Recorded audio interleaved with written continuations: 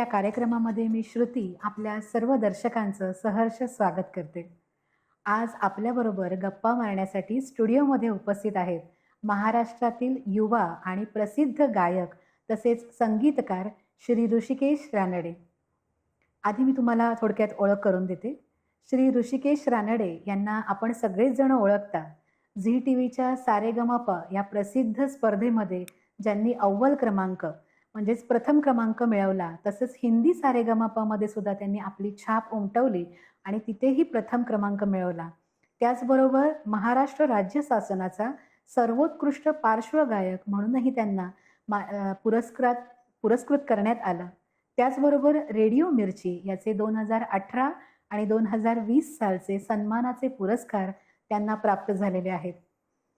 मुंबई पुणे मुंबई या प्रसिद्ध चित्रपटात त्यांनी गायलेलं कधी तू या गाण्याने त्यांनी अवघ्या मराठी विश्वात आपली स्वतंत्र छाप उमटवली आणि या गाण्याला 15 वर्ष झालेली आहेत, पण अजूनही सर्व रसिकांच्या मनामध्ये हे गाणं असंच अजूनही तरवळत आहे.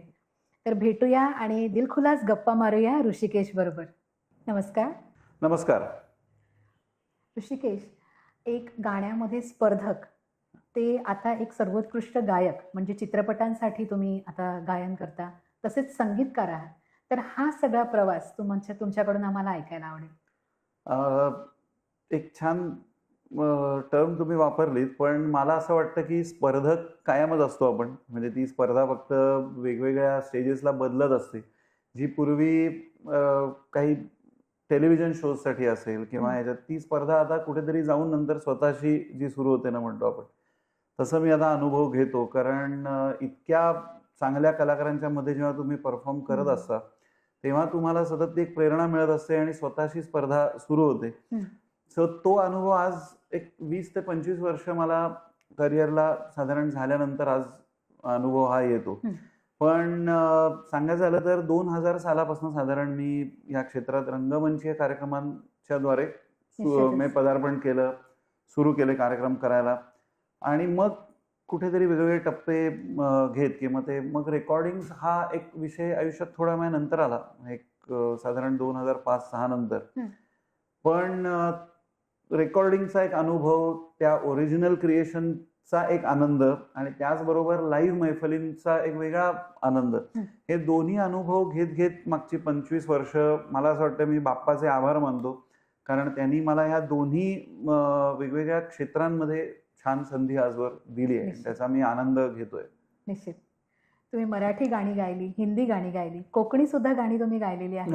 अन्य भारतीय भाषांमध्ये सुद्धा तुम्ही गायन केलं. ज्या गाण्याने एक वेगळा आयाम, एक वेगळी ओळख तुम्हाला करून दिली आणि घराघरात अतिशय प्रसिद्ध झालं, ते गाणं म्हणजे कधी तू. तर थोडीशी झलक. नक्कीच. कधी तू माझं एक काय म्हणतो आपण करिअर मधलं एक फार महत्वाचं असं गाणं मी मानतो. एका खूप महत्वाच्या टप्प्यावरती मला संधी मिळाली. ते गाण्याच्या आधी मी त्याचे संगीतकार अविनाश विश्वजित जे आमचे मित्र आहेत त्यांना कायमच धन्यवाद देतो, आजही देईन. त्याचबरोबर श्रीरंग गोडबोले ज्यांनी फार सुंदर शब्द लिहिले त्या गाण्याचे, आणि सतीश राजवाडे ज्यांची ती फिल्म होती. आणि एक इतकं महत्वाचं गाणं त्या स्टेजला तुम्हाला गायला मिळणं ही एक महत्वाची गोष्ट असते खूप. ह्या 3 जणांमुळे ती मला मिळाली. So thanks to all of them. आणि मी 1-2 ओळी गातो त्याच्यात. कधी तू रिमझिम झरणारी बरसात, कधी तू चमचम करणारी चांदण्यात, कधी तू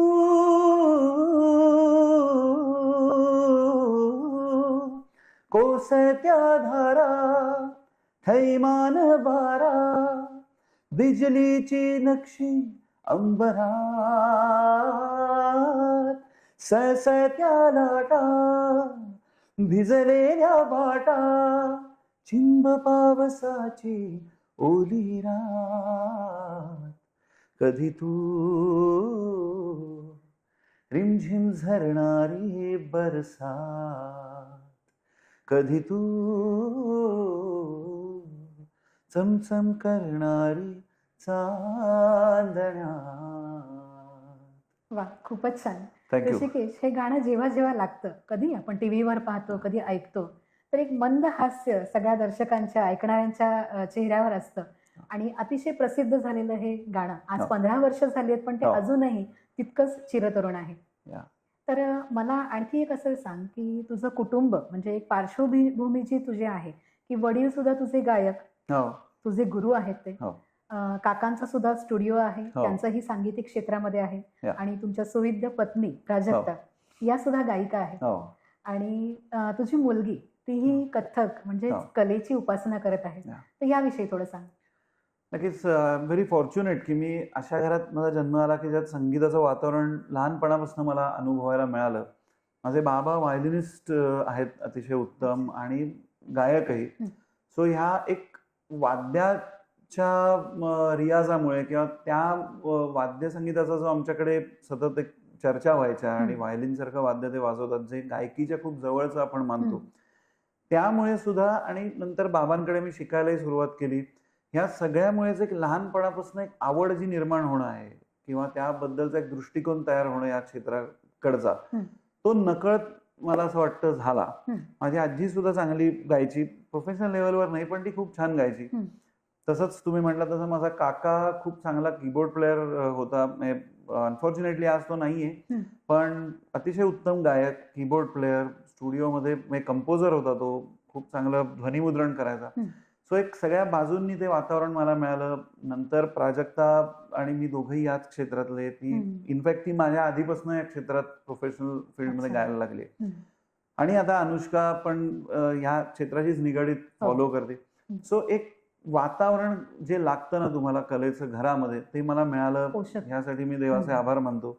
याबरोबरच माझे अजून शास्त्रीय संगीत ज्यांच्याकडनं मी थोडं शिकलो ते माझे गुरु म्हणजे शेखर कुंभोजकर सर आणि पंडित विजय कोपरकर सर.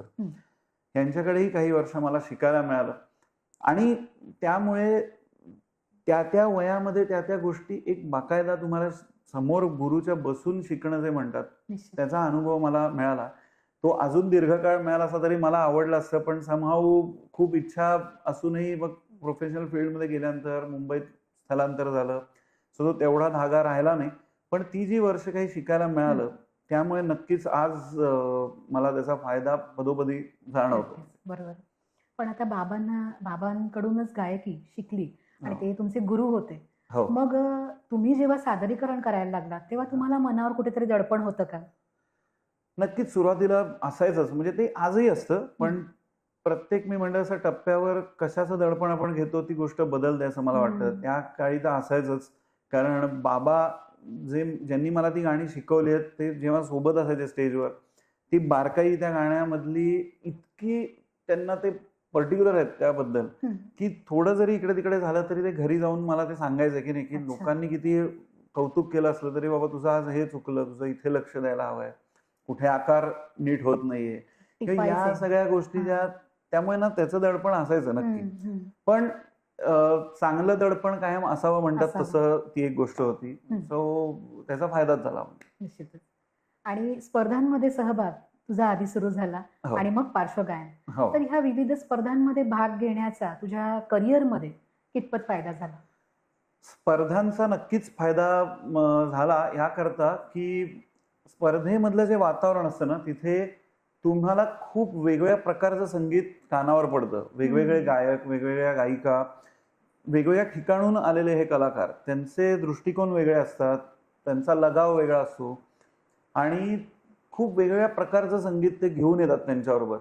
सो ते तुमच्या कानावर पडतं. त्याबद्दलची तुमची एक आवड काय आहे हे ओळखायलाही त्यांनी मदत होते आणि खूप एक्सप्लोअर केलं जातं त्या निमित्ताने. खूप वेगवेगळ्या प्रकारचं संगीत एक्सप्लोअर करायला मिळतं आणि कुठेतरी त्याच्यामध्येही तुम्हाला कसं तग धरायचं आहे आणि त्याच्यामध्ये तुमचे स्ट्रॉंग पॉइंट्स काय आहेत किंवा तुमचे निगेटिव्ह पॉइंट्स काय आहेत हे सुद्धा ओळखता आले पाहिजेत, जे स्पर्धेच्या वातावरणात तुम्हाला करायला मिळतं. मला असं वाटतं माझा काय म्हणजे आपल्या संगीत क्षेत्रातल्या सगळ्यांचाच मित्र नरेंद्र भिडे, खूप मोठा संगीतकार जो अनफॉर्च्युनेटली आज नाहीये, पण त्याचं एक वाक्य मला पर्सनली खूप आवडतं की प्रत्येकाने व्हर्सेटाईल असायलाच पाहिजे असं नाहीये. व्हर्सेटॅलिटी हा नक्की एक खूप चांगला गुण आहे, पण तो असायलाच पाहिजे असं नाही, हे तो कायम म्हणायचा. जे मला इथे पटतं की स्पर्धेमध्ये खूप वेळा काही बाबतीत मिसलीडही केलं जातं की नाही तुम्ही व्हर्सेटाईल असायला पाहिजे, मग तरच तुम्ही स्पर्धा जिंकाल किंवा स्पर्धेत. तर असं नाहीये स्पर्धेमध्ये. म्हणून मी म्हटलं की तुमचा स्ट्रॉंग पॉईंट काय आहे, तो अशा वेळेला कामाला येतो की मी या प्रकारचं संगीत चांगलं डिलिव्हर करू शकतो की ज्याचा मी आनंद घेतो, त्यामुळे ते चांगलं डिलिव्हर करू शकतो. ह्या प्रकारचं संगीत मला आवडतं, पण I am not able to deliver it that strongly. हे ओळखणं पण गरजेचं असतं की केवळ व्हर्सेटॅलिटी तपासायला मी सगळंच करून बघतोय असंही करायची गरज नाही. डेफिनेटली तुम्ही शिकलं पाहिजे सगळं, कारण तुमच्यावर संस्कार सर्व म्युझिकचे झाले पाहिजेत, पण ते ओळखता आलं पाहिजे की तुम्ही कशात चांगले आहात. जे तिथे करायला मिळतं, हे ट्रायआउट्स तिथे करायला मिळतात, आणि त्यामुळे स्पर्धेच्या वातावरणातनं तुम्ही ग्रो होऊ शकता. If you keep your self very grounded, किंवा काय म्हणतात त्याला, गुरुचं अशायला सान्निध्यात असणं आणि योग्य संगत तुमच्याबरोबर असणं की जे तुम्हाला ग्राउंडेड ठेवतील अपार्ट फ्रॉम दॅट सक्सेस, तर मग त्याचा फायदा आहे. निश्चितच. आता आपण येऊया गीत रामायणाकडे. गीत रामायण हा तुमच्या सांगीतिक क्षेत्रातला एक खूप महत्वाचा टप्पा, आणि आजही गीत रामायणाचे कार्यक्रम असतील तर पहिलं नाव घेतलं जातं ते म्हणजे ऋषिकेश रानडे. तर गदिमा आणि बाबूजी यांचं एक उत्तम कंपोजिशन, त्याच्यामध्ये 56 गाणी त्यांनी बसवली, आणि त्यामध्ये हा सगळा त्यांचा प्रवास त्याच्यामध्ये वर्णन केलेला आहे. तर गीत रामायणाबद्दलचे तुमचे काही अनुभव, काही किस्से? गीत रामायण हे सुद्धा माझ्या कानावर पडणं किंवा त्याची गोडी निर्माण होणं यासाठी मी बाबांनाच त्याचं श्रेय देईन. कारण बाबूजींचं आणि गदिमांची ही जी अजरामर कलाकृती आहे ती माझ्या कानावर त्या वयात पडली नसती तर कदाचित त्याची गोडी लागली नसती. पण बाबा गीतरामायण खूप प्रेमाने अनेक वर्ष फॉलो करतात, गातात, आणि खूप बारकाईने त्यांनी त्या कलाकृतीचा अभ्यास केलाय. त्यामुळे लहानपणापासून माझ्या ते कानावर कुठेतरी पडत होतं. पण जेव्हा मी स्टेजवर गायला लागलो तेव्हा बाबांनी एक रंगमंच गीतरामायणाचा कार्यक्रम पहिल्यांदा जो एक वेगळ्या प्रकारे डिझाईन केला होता, त्याच्यात मला 2 गाणी गायला बाबांनी संधी दिली. पराधीनाय जगती आणि दशरथा घे पाय सदा, ही मी 2 तेव्हा बसून गायलो होतो. तर ते किती अवघड आहे पण तितकंच रंजक किती आहे, त्याची डेप्थ काय आहे गीतरामायणाची. म्हणजे जुना काळ किंवा नवा काळ एवढेच बेसिक पॅरामीटर्स न लावता त्यातलं जे एक कुठल्याही काळात काही बेसिक जी मूल्य आपण म्हणतो ना, जी मांडली गेलेत गीतरामायणामध्ये, ते काय आहे हे समजून घेण्याची मला संधी त्यामुळे मिळाली, आणि त्यामुळे ते गाताना जास्त मजा येते. मला असं वाटतं की बऱ्याचशा जनरेशन्समध्ये आज कदाचित ते कानावर तेवढ्या प्रमाणात पडत नाही, म्हणून सुद्धा त्याची गोडी लागत नाही. तो त्यांचा दोष नाहीये. कुठलीही कलाकृती काही वर्षांनी थोडी थोडी मागे पडते म्हणजे ती रिपीटेडली कानावर पडणं मागे पडते, पण त्याचा जो बेस आहे स्ट्रॉंग, आणि त्याचा जो एक त्यातनं जे मांडलं गेलंय ते चिरंतन टिकतं, आणि तसंच गीतरामायण आहे. सो हा माझी आठवण गीतरामायणाची म्हणजे जोग सर, प्रभाकर जोग, जे सहाय्यक राहिलेले आहेत बाबूजींना, आणि व्हायोलिन, गाणारं व्हायोलिन हा त्यांचा कार्यक्रमही खूप प्रसिद्ध होता. अनेक दिग्गजांना त्यांनी इंडस्ट्रीमध्ये सुद्धा सॉन्ग व्हायोलिनची साथ केलेली आहे वर्षानुवर्ष. तर प्रभाकर जोगांचाही आम्हाला सगळ्यांना खूप सहवास मिळाला. माझा अतिशय जवळचा मित्र अमेय जोग, जो गायक आहे उत्तम, त्याचे ते आजोबा, आणि त्यांनी संगीत संयोजन केलेला एक खूप मोठा गीतरामायण सोहळा 2005च्या आसपास कधीतरी पुण्यात झाला होता, रमणबागेच्या ग्राउंडवर. त्याच्यात आम्ही सगळेजण, बरेच गायक 2-2, 3-3 गाणी गायलो होतो, 10च्या 10 कडवी किंवा 8 कडवी जी काय असतील ती. तर तो एक अविस्मरणीय अजून अनुभव की जोग सरांच्या संगीत संयोजनाखाली आम्हाला सगळ्यांना ती गाणी गायला मिळाली. तो गीतरामायण हे कायमचं आपला आवडीचा विषय राहिलेलाच आहे. बाबा गात होते त्यामुळे लहानपणापासून तुमच्या कानावर पडत होतं गीतरामायण. पण पराधीन आहे जगती हे तत्वज्ञान सांगणारं गाणं एवढ्या लहान वयामध्ये गायला मिळणं, कारण त्याचा अर्थ समजून ते आपल्याला साकारता येणं हे फार मोठं एक शिवधनुष्य होतं. नक्कीच. त्यामुळे खूप छान तुमच्याकडनं ते सादरीकरण होतात, आणि दरवर्षी गीतरामायणाचे कार्यक्रम होत असतात, आणि एक खूप महत्वाचा टप्पा तुमच्या तो सांगीतिक आयुष्यातला. तसंच तुम्ही श्रेया घोषाल यांच्या बरोबर सुद्धा लाईव्ह कॉन्सर्ट्स करता. मला वाटतं देश विदेशात आतापर्यंत 165हून अधिक हे कॉन्सर्ट्स झाले. तर श्रेया घोषाल आणि तुमचं कॉम्बिनेशन आणि त्यांच्याबरोबरचा काही अनुभव? नक्कीच. म्हणजे साधारण 2013 ते 2017 ही 4-4.5 वर्ष मी श्रेयाजींबरोबर लाईव्ह कॉन्सर्ट्स केल्या. म्हणजे भारतात आणि अगदी जगातले खूप असे देश की कदाचित मी एकटा तिथे कधी गेलो नसतो. हो. पण श्रेयाजींच्या म्युझिकची ती कमाल आहे आणि त्यांची जी पॉप्युलॅरिटी आहे, त्यांचा जो रीच आहे, त्यामुळे आम्ही खूप काही छान देशांमध्ये सुद्धा कॉन्सर्ट्स केल्या. हं. आणि it was a mesmerising experience for like 4.5 years. कारण जे एक स्टेजवरची एनर्जी आपण म्हणतो, पॅशन म्हणतो, detailing about music, about performing, हं, हं. अबाउट सिंगिंग, हं. ते काय असतं, प्रोफेशनलिझम काय असतं एका आर्टिस्टचं, हे मला खूप जवळनं त्यांच्याबरोबर परफॉर्म करताना बघता आलं. शिकता. गाण्याची मजा आलीच मला, कारण best of the venues throughout the world. अतिशय कमालीचा आमचा बँड होता सगळ्या म्युझिशियन्सचा. ते माझे आजही सगळे मित्र आहेत आणि खूप कमालीचे आर्टिस्ट आहेत. आणि श्रेयाजींच्या बरोबर मॅसिव्ह ऑडियन्स समोर एवढा चांगल्या साऊंड गिअर बरोबर आणि सगळ्या ह्याच्यात गायला definitely as an artist I खूप मोठी एन्जॉयड संधी. Those 4.5 years. आणि अगदी रॉयल अल्बर्ट हॉलला सुद्धा सलग 2 वर्ष आम्हाला कॉन्सर्ट करायला मिळाली, की जिथे लता दीदींसारख्या दिग्गजांनी कॉन्सर्ट्स गाजवलेले आहेत, जगातल्या आर्टिस्टनी तिथे केलेले आहेत. तिथे असेल किंवा अजून जगभरातले मोठमोठे व्हेन्यूज असतील, अरिनाज असतील, तिथे आम्ही कॉन्सर्ट्स केल्या. भारतात किती ठिकाणी करायला मिळाल्या. सो कमालीचा एक्सपिरियन्स तो. खरं, खरं.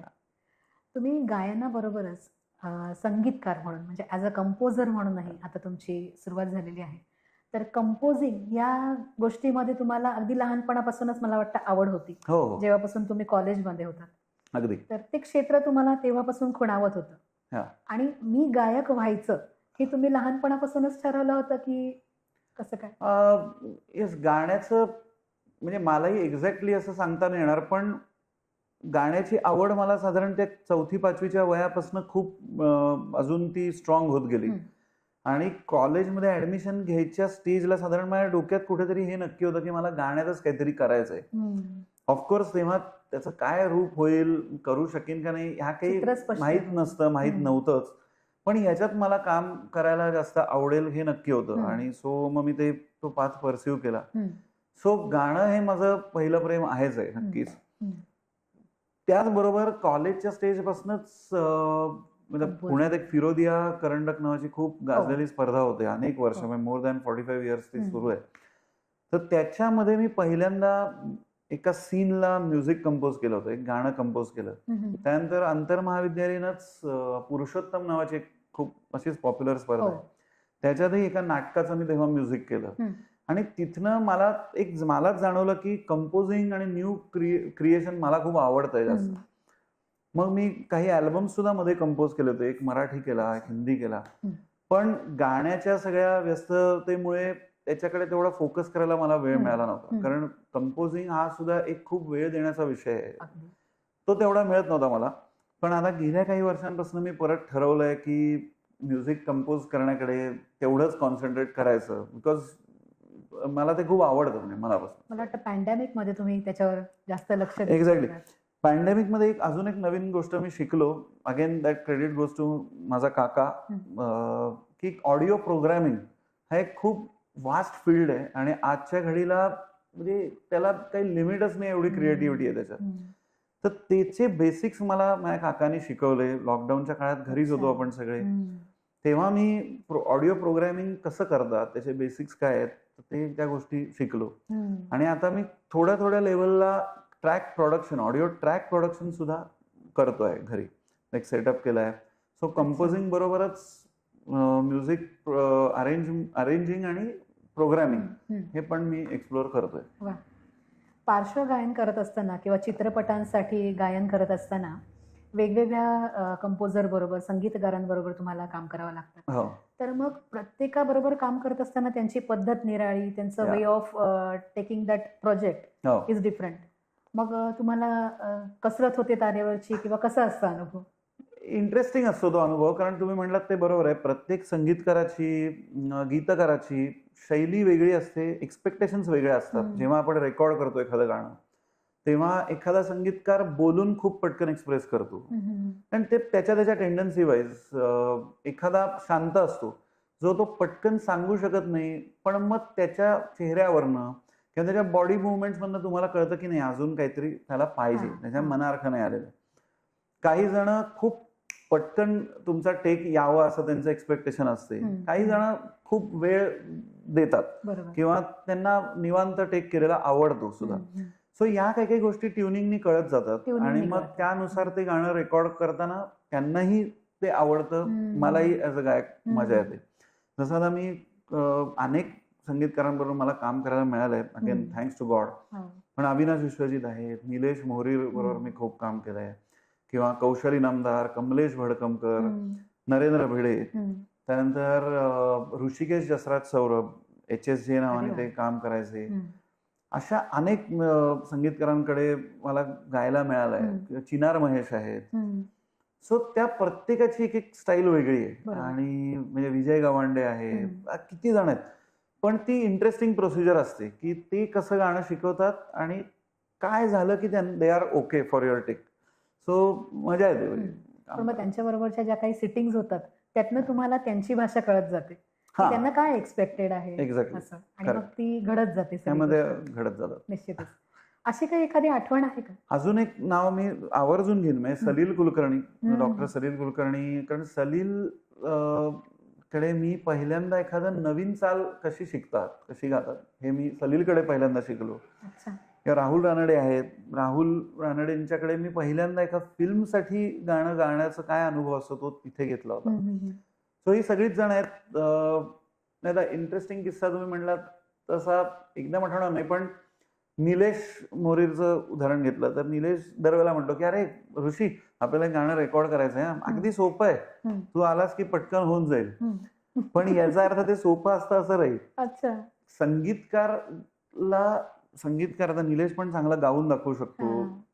जो संगीतकार चांगला गातो ना त्याला ते कायमच सोपं वाटतं, कारण composer is the best singer always. त्यामुळे मी निलेशला गमतीत म्हणतो की निलेश तू सोपं म्हणतोयस, पण मी तसेही 4 तास काढूनच येणार आहे टेकला. सो या काही काही गोष्टी घडत असतात. नरेंद्रही मला तसंच म्हणायचा की अरे सोपं गाणं आहे, आपण पटकन करून टाकू. पण ते तसं नसतं. रेकॉर्डिंगला तेवढा वेळ घेऊनच तुम्ही स्टुडिओत गेला पाहिजे, कारण खूप सगळ्या चांगल्या गोष्टी असल्या तरी ते गाणं पूर्णपणे जुळून येईस्तोवर, चांगला टेक होईस्तोवर तेवढा वेळ आणि डोक्याची शांतता असायला पाहिजे. बरोबर. आता या पिढीचा गायक आहेस तू, त्यामुळे या सगळ्या एक गेल्या 20 वर्षांमध्ये ज्या काही स्पर्धा होतात, विशेषतः झी मराठीवर किंवा अन्य कुठले, तर त्या स्पर्धांमध्ये म्हणजे एकंदरच त्या स्पर्धांमधनं गायक म्हणून घडणं किंवा आपले एक करिअर घडवणं, तू या स्पर्धांकडे कसं बघतोस? मी मगाशी म्हटलं तसं की स्पर्धा ह्या ज्या आहेत ह्या तुम्हाला अनुभवाने समृद्ध करण्यासाठी एकतर त्याचा फायदा नक्कीच होतो की you get to listen to a lot of different types of music, आणि खूप वेगवेगळे गायनाचे प्रकार, म्हणजे गायकी किती वेगळ्या प्रकारे असू शकते याचा तुम्हाला वेगवेगळ्या स्पर्धकांमुळे अंदाज येतो, तुम्हाला शिकता येतं. दुसरा चांगला फायदा त्याचा आहे की एक्सपोजर. आज चॅनल्समुळे कित्येक गायकांना, इन्क्लुडिंग मी पण त्यासाठी थँक्स देईन ह्या सगळ्या कार्यक्रमांना, चॅनल्सच्या, की आम्ही घराघरात पोचू शकलो. एक स्टेज मिळतं किती कलाकारांना. सो तो खूप मोठा फायदा आहे. याचबरोबर घ्यायची काळजी एवढीच मला वाटते की ते झालं की तुम्ही जिंकलात नाही जिंकलात, व्हॉट एव्हर इट इज, त्यातनं बाहेर आल्यानंतर जे कॉम्पिटेटिव्ह वर्ल्ड आहे बाहेरचं, प्रोफेशनल लेवलचं, ते खूप व्हास्ट आहे. आणि तिथे अनेक कमालीचे कलाकार तुमच्या बरोबर एकदम तुम्ही त्यांच्याबरोबर कॉम्पिटिशन मध्ये येता. ह्यानी पॉप्युलर झाल्याने you are directly expose to this professional field. तेव्हा तुमचा रियाज असेल, तुमचं शिकणं असेल, किंवा तुमचा एक डिसिप्लिन ह्या क्षेत्राकडे बघण्याचा तो मेंटेन ठेवणं आणि एक सतत काहीतरी डेव्हलपमेंट करत राहण्याचा ऍटिट्यूड तुमच्यात राहणं, स्टुडंट ब्रेन तुमचा ठेवणं, हे फार इम्पॉर्टंट आहे. तर मग तुम्ही लॉंग करिअरसाठी सस्टेन करण्यासाठी तुम्ही एक होप करू शकता. नाहीतर आजच्या घडीला इतके चांगले कलाकार येत आहेत की तुम्ही त्याच्यात टिकणं कठीण आहे. नाहीतर if that gets in to your head the success, ते डिफिकल्ट होऊ शकतं. सो तो एक बॅलन्स ठेवणं अवघड आहे. पण ऑल इन ऑल ह्या कार्यक्रमांचा फायदा नक्की होतो. पण स्पर्धा जिंकल्यानंतर तुमची खरी कसोटी असते असं म्हणू शकतो. एक्झॅक्टली, कारण एक्सपेक्टेशन्स तेवढ्या वाढतात. सो तुमच्याकडनं वाढतात. सो त्याला सतत तुम्ही मॅच करताय का, हा स्ट्रगल तुम्हाला झेलता आला पाहिजे. मला असं बरोबर. वाटतं तुम्ही पार्श्वगायक म्हणजे चित्रपटांसाठी गाण्याआधीच तुम्ही एक या स्पर्धांमधूनच खूप घराघरामध्ये प्रसिद्ध झाला होता. एक्झॅक्टली. हो. तर तो त्याचा एक भाग असू शकतो असं म्हणू शकतो. एक्झॅक्टली. या. या क्षेत्रामध्ये आता नवीन नवीन गायक येऊ पाहतायत, संगीतकार येऊ पाहतायत. त्यांच्यासाठी तुम्ही एखादं काही मार्गदर्शन करू शकता? मार्गदर्शन म्हणजे करणं एवढं मी स्वतःला काय असं हे मानत नाही. कारण टू बी व्हेरी ऑनेस्ट, आत्ताच्या नवीन जनरेशन्स आहेत त्या एवढ्या कमालीच्या टॅलेंटेड आहेत. म्हणजे मला आठवतं की कॉलेज स्टेजला ज्या प्रकारे गायचो किंवा जेवढं ऐकलं होतं त्याच्या एक 100 पटींनी आत्ताची जनरेशन, त्यांना म्युझिक वेगवेगळं ऐकलेलं आहे त्यांनी, गायकीनी तयार आहेत, ओव्हरऑल म्युझिक वाईज ते तयार आहेत. पण एक थोडासा त्यांच्यापेक्षा जास्त अनुभव या क्षेत्रात काम केलेला आहे. एवढ्याच नात्याने मी एवढं सांगू इच्छितो की शिकत राहा. म्हणजे तुम्ही ज्यांच्याकडे शिकता, म्हणजे तो गायक असेल, वादक असेल किंवा गुरुकडे तुम्ही जाता, ते समोर बसून शिकणं असेल किंवा ऐकण्यातनं हे पण शिकणंच आहे, किंवा तुमचे फेलो आर्टिस्ट, ज्या आर्टिस्ट बरोबर तुम्ही काम करता, संगीतकार असतील, म्युझिशियन्स असतात, या सगळ्यांकडनं आपल्याला काही ना काहीतरी ग्रास्प करायला मिळतं.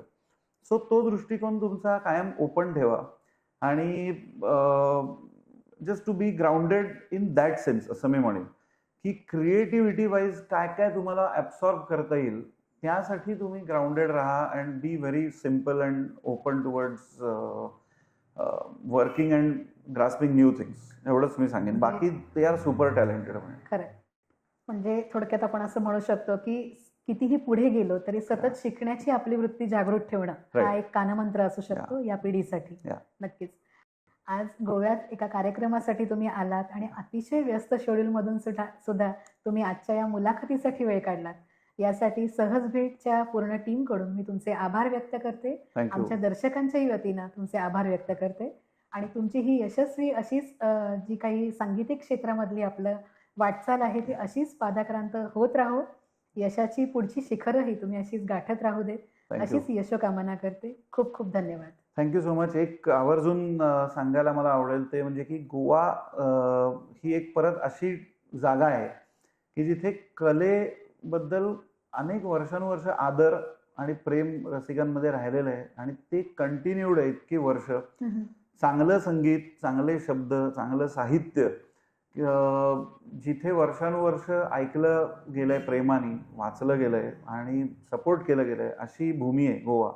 आणि तिथे कायमच कार्यक्रम करताना मला मनापासून आनंद होतो. सगळ्याच कलाकारांना होत असणार. आणि अशा ठिकाणी आज आपलं एक छान सेशन झालं. आज कार्यक्रमही तिथेच आहे. ह्याचा नक्कीच आनंद आहे आणि गोव्यात पुन्हा पुन्हा येत राहायला आवडेलच अशी मी बाप्पाच्या चरणी प्रार्थना व्यक्त करतो. धन्यवाद. आम्हालाही तुमचे कार्यक्रम असंच इथे ऐकायला निश्चितच आवडेल. खूप धन्यवाद. धन्यवाद.